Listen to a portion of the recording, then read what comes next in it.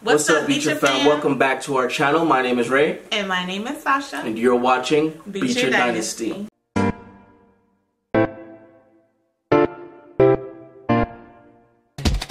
I know I gave it months ago. I know you're trying to forget. I know I gave it.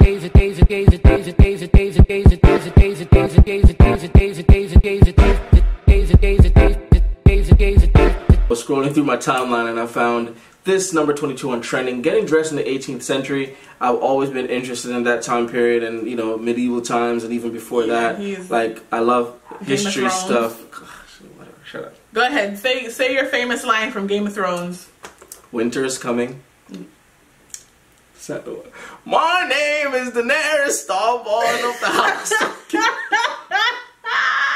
Shut up. I hate when he does that. I hate it. Mother of Dragons, the first of her name. That's it?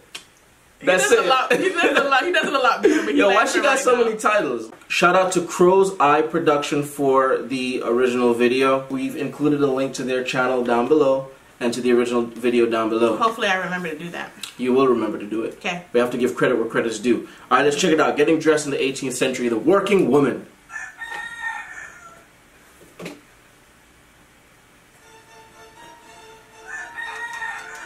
The layer worn next to the skin was the shift. This was made from linen and washable. It also served as a nightdress. Yep. Nighty. The shift. Cleanliness mattered. Nightgown. The shift was changed as often as was practical.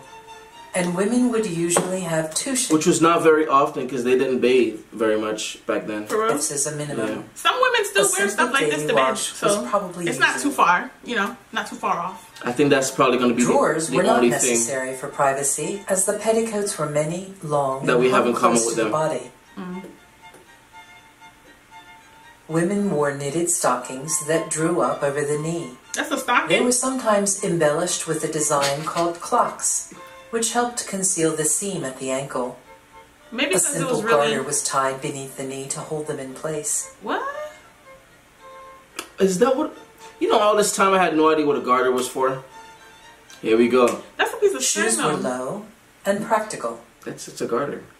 Those look like it was important shoes. to put on the stockings and shoes before the stays, as they made it difficult, once laced, for the woman to reach her feet with ease.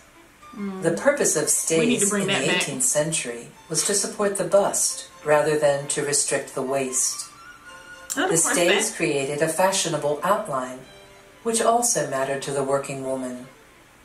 Working stays were plain, had less stiffening, and could lace up both front and back for ease of dressing and movement. This just looks like too much. These stays were sometimes called a pair of bodies, and the addition of a stomacher at the front concealing any gap made them seemly should the woman need to remove layers due to heat or hard work. Pockets were bags worn singly or in pairs, tied about the waist by a cord or ribbon, side of the petticoats. Okay. The petticoats were very simply made from two rectangles of fabric, gathered or pleated into a waistband front and back, with long ties. Gaps were left at the sides to reach into the pockets. This style of petticoat was adjustable and would cope with pregnancy and the return of the figure. It's a cute outfit, without new clothes being required. It's cute. What part of that outfit is cute? Like, the way that they dressed back then, it wasn't... Even a printed linen it was cute for their time. In winter, you know what I'm saying? A quilted petticoat was often worn. That is not cute. I would have rocked that back then. That's a working woman's outfit. That's not even... Hair was usually brushed back and tied up and out of the way. The corset ain't cute? The head. You're talking over the lady. A neckerchief was worn to cover the low neckline for warmth or to protect the skin from sun. This could be tucked into the stays at the front to keep it in place. There's so much clothes. A jacket or short gown was worn over the stays and petticoats. This could be simply and safely closed with straight pins that wove through the fabric with the point tucked inwards towards the sturdy stays. Why so many clothes? This was another adjustable garment that could cope with a changing figure. The jacket sleeves were short, ending at a practical below elbow level. An apron was a vital part of working dress. It helped to keep the clothes clean, offered a place to wipe hands, and protect them when carrying hot pots. Bruh. Aprons also provided a means of carrying bulky, spillable goods, such as vegetables or logs. Is the pocket even still there anymore? The little bag that she had on the side, where is that? That disappeared. It was kept in place by ties, or if the woman could afford it, a pretty colored silk ribbon tied into a bow at the top of the head. Or if she could afford it. Wow.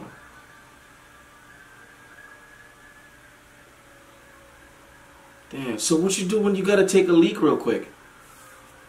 Child, you better pop a squat. The petticoat hem finished above the ankle, at a height which allowed a woman to climb or descend the stairs with her arms free for carrying. The gloves were worn to make up the gap left by the short jacket sleeves. Hooded cloaks or riding hoods were the usual outdoor wear for all women. From the mid-18th to the early 19th century, scarlet wool cloaks became so popular with English countrywomen that they are the closest. I feel hot just looking at her right now. Like, I feel I need to lift this up real quick. The cloak was sometimes called a cardinal because of its bright red color. If she put on one more piece of anything. Oh my goodness. The cloaks are also immortalized in the nursery tale, Little Red Riding Hood. Yeah. You know what, man? I'm actually interested in seeing more. Like, I want to see her the rest of her day. That is dope. Like, what did she do for work? Yo, we really gotta... How did she use the restroom? How do you use the restroom or something like that? Pop the squat. You gotta bend over, lift it all up like this. Let me tell you, that's how the women that's getting married, that's how they have to pee. Let me tell you, I had to get help to use the bathroom on my wedding day. My boo thing, my maid of honor, she had to help me use the bathroom, okay? We had to just lift everything up like this, and then I had to pop a squat. I don't even remember if I wiped it. All right. Listen, it's a struggle out here. So I'm pretty sure I feel their pain, but we got to give them credit because for them to be able to do all of that, you know what I'm saying? I'm pretty sure the men ain't had to put on all of that crap. No, I think the men were probably just as bad. Because I watch those movies. That's a lot, though. And I see all the coats and the ruffles and. Well, yeah, that's when they're going out though. Like when they're trying to get jazzed up. True. You know, but it probably took her like 2 hours to put all that on. Probably and then not to mention makeup. Like when you fit makeup in, boo. I don't think they wore makeup like that, baby. I don't think they were blending. I couldn't be in that time. I'm sorry. I don't think they were getting sleep. Because makeup alone is 2 hours. If we were in that time, we'd be playing a completely different role. Like, I don't know. Like picking rough. cotton. It would have been rough. It's the 18th century. Oh, we would have been in the fields? Well, you would have been in the house. Why would I be in the house? Because, you know, you're all nice and your skin tone all nice. Please. I'd have been the main one in the field. I'd have been all the way in the back. It's not funny. It's not funny, man. It's not funny. We got to give ratings to those women, you know. It is what it is. Thank you guys so much for watching. Jamaican we appreciate it.